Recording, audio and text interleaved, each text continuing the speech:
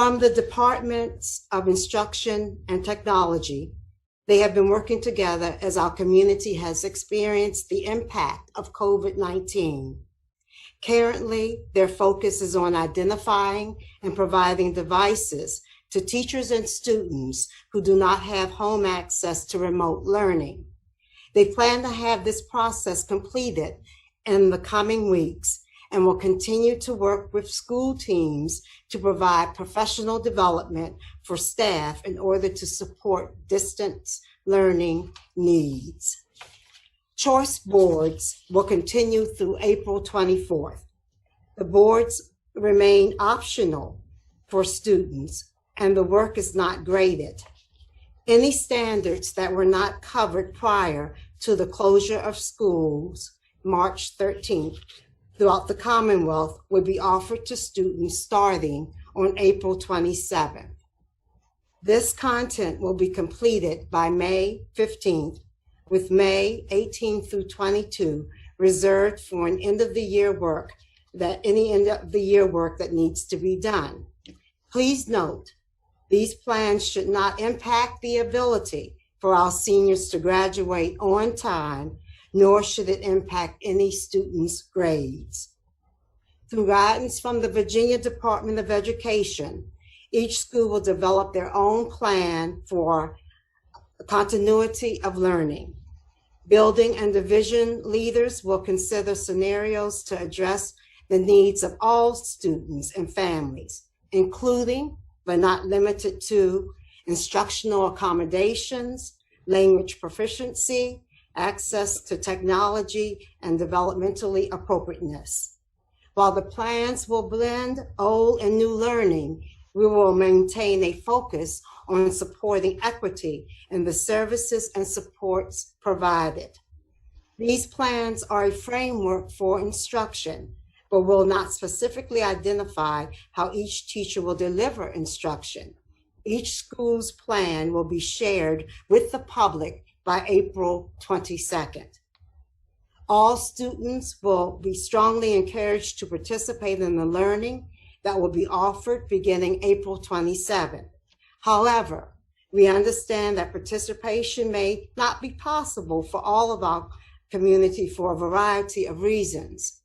Due to our commitment to students, staff, and families at this time, we recognize the importance of not only reinforcing and expanding content knowledge, but also focusing on their well-being during this unprecedented time in our nation. Therefore, Fredericksburg City Public Schools staff will also develop strategies for students in grades K through 11 to attend summer school if possible, participate in a support class during the 2020-2021 school year, or some other scenario that may be necessary to allow all students the opportunity to learn any missed subject matter based on our students' diverse needs. Please note, the Department of Instruction and Technology have worked diligently to address all of the concerns of our students, teachers, and families. They are in daily collaboration with the superintendent's office, school administrators, school board members, and community members to identify the priorities during this evolving situation, and they will continue to keep our community informed. From the Finance Department, as you all know, this is not only a health crisis, we are experiencing an economic crisis as well. Due to COVID-19, the largest revenue impact will be to state sales tax. We are projecting an unexpected decrease in revenue due to state sale taxes for March through June for fiscal year 2020. In terms of fiscal year 2021, the school board and the city council postponed their joint budget work session to allow for adjustments to be made with the city's budget regarding the impact of COVID-19. The largest expenditure impact as a result of COVID-19 will be payroll. We can expect to see approximately $10,000 a month in recurring overtime for nutrition, food service, and other essential employees. Our non-recurring expenditures include sorry, I have to move around. That's because we're a very green school system. Thank you. Marci is in her office. All right. Other non-recurring expenditures include $36,000 for cleaning buildings and another $5,000 to $10,000 for cleaning supplies and miscellaneous purchases. There are also technology costs spent for extra laptops, equipment, Wi-Fi, and hotspots. We may see slight reductions in utility bills and overall supply costs. The good news is that we were fiscally in a good place moving into March, which will enable us to absorb some of these expenditures.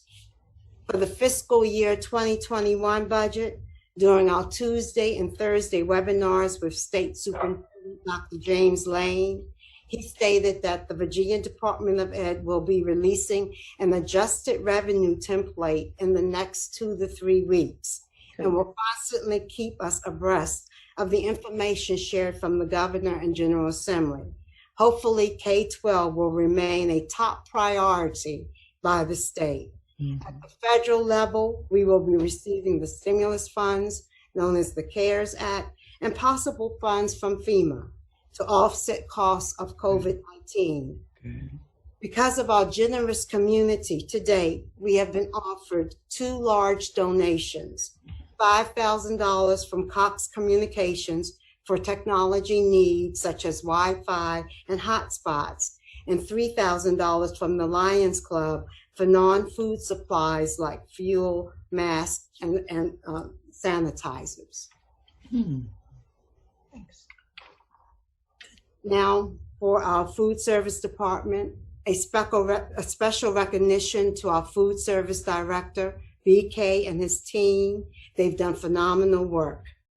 We are distributing meals to 20 sites, 2 churches, 1 school, 1 hotel, 1 community center, 1 shelter, and 14 housing community sites. We're serving up to 1,200 to 1,300 meals a day. The sites are set up for grab-and-go meals. In order to maintain the proper distancing as required by the governor's office, we are preparing meals at 2 sites. We're so thankful for the over 80 plus volunteers that we have safety precautions in place. We have multicultural meal choices and signage, and we're assessing new locations and needs daily. We will distribute through April 2020, except the 10th of April, which is Good Friday, and the 13th, which is Easter Monday.